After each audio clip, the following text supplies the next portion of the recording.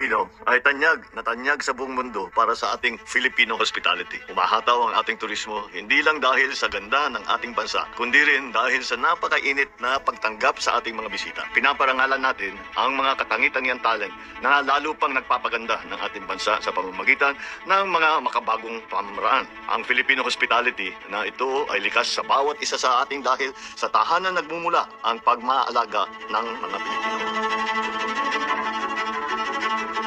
Madalas siguro ay nakikita ninyo na ako ang pumupunta sa ibang bansa at rinireceive ng mga leader. Iba-iba naman ang mga estilo ng kanilang pagtanggap, pero laging best foot forward. May mga kaibigan pa tayo na nagtatanong kung ano naman ang ginagawa natin kapag tayo ay may tinatanggap na foreign leader dito sa Malacanang. Hindi nyo na siguro napapansin ang mga detalye nito, kaya ako na ang magkikwento sa inyo tungkol sa Filipino hospitality practices dito naman sa palasyo.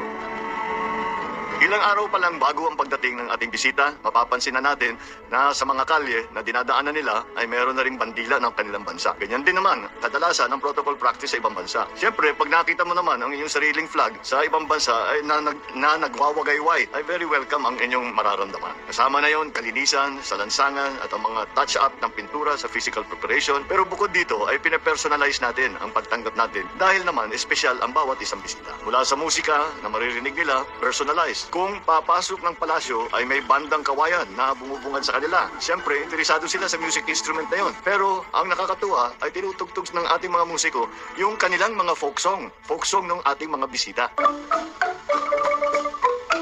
Yung effort na yun, naaralin mo ang pyesa ng music dahil malaking bagay sa kanila. May ginagawa rin tayo nun sa pagtanggap sa Malaysia, kumuha tayo ng Malaysian song.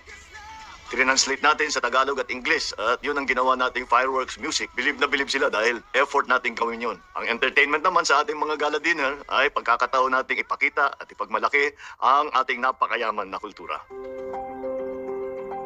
Ang pagkain din ay kasama diyan, carefully prepared at nakaayon sa requirement ng ating bisita. Kung may dietary requirements ay inaalam natin yan. Kung halal ang pwedeng kainin, kung may preference o allergy ba ang ating mga panauhin.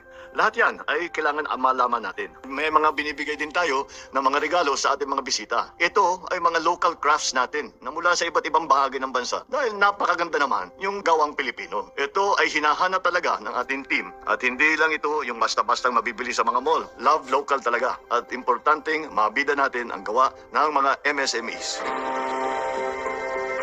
Isa sa mga inaral namin na kinakailangan ng ating mga bisita ay ang madaling access sa mga pupuntahan nila. Karamihan ay sa palasyo naman ang mga meeting at engagement. Kaya nitong mga nakaraang buwan ay may idinagdag tayo sa latest addition sa ating Filipino hospitality asset. Ito ang parang lodging o tuluyan ng ating mga bisita. Guest house. Imbes na mag-hotel pa sila sa malayo, matatraffic at mahihirapan sa mga schedule ng mga meeting, dito na lang sila malapit sa palasyo. Nagkataon na may mga napabayaang lumang bahay sa compound ng Malacanang at may nakita kaming isa na pwede pang i-renovate. Yun ang aming ginawa.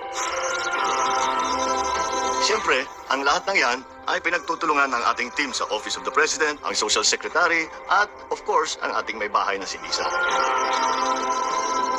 Ito, hindi lang isang nagtanong. Ilan sa kanilang sa ating mga bisita ganun ay tinatanong, what makes Filipinos so nice? Hindi ko masagot.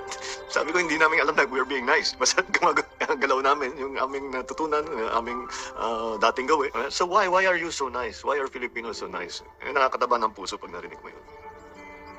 Mahalaga ang ating bisita ay pakiramdam naman nila ay very welcome sila dito para naman maging mas matibay ang ating pagsasama, ang ating mga agreement, ang ating mga partnership sa iba't ibang bansa. Ano naman natin sa panahon ngayon, sa mundo ngayon, kailangan marami kang kasama doon sa iyong ginagawa at ganyan na rin ang ekonomiya ng buong mundo. Kaya importante na malaman nila na mahalaga sila sa atin.